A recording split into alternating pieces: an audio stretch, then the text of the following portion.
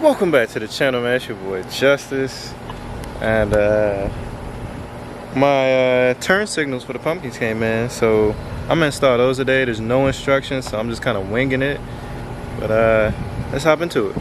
So this is what they kind of look like. A lot better than those. But yeah, I'm installing, show you how it looks when it's done. The first thing we're gonna do, gotta get this piece off and get this piece off so that I can have access to the the signal light, and disconnect that. So let's do that. There's a bolt here and two bolts right here. I think that should be it. Pretty sure. Gotta use your Allen wrench. That's all right.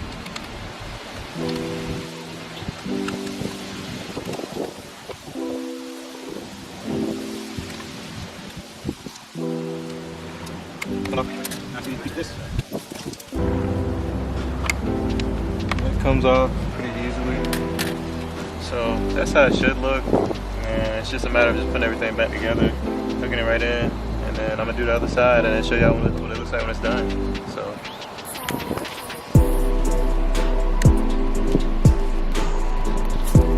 don't look too bad. Definitely a lot smaller, but I still like them. Still pretty bright. So, you know, just keep going. Yeah, man, so finally got it installed. It was a little bit of, took about 30 minutes. Only because it didn't, there's some extra wiring that I didn't know about.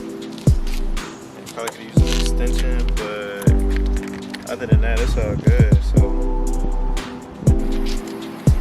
okay, it worked. I was pressing the wrong thing. Both of them look good, so I'm pretty satisfied. Yeah, man, so that's gonna be it for this video. So as I say, just keep doing it, man. Appreciate the support. I'll catch y'all on the next one.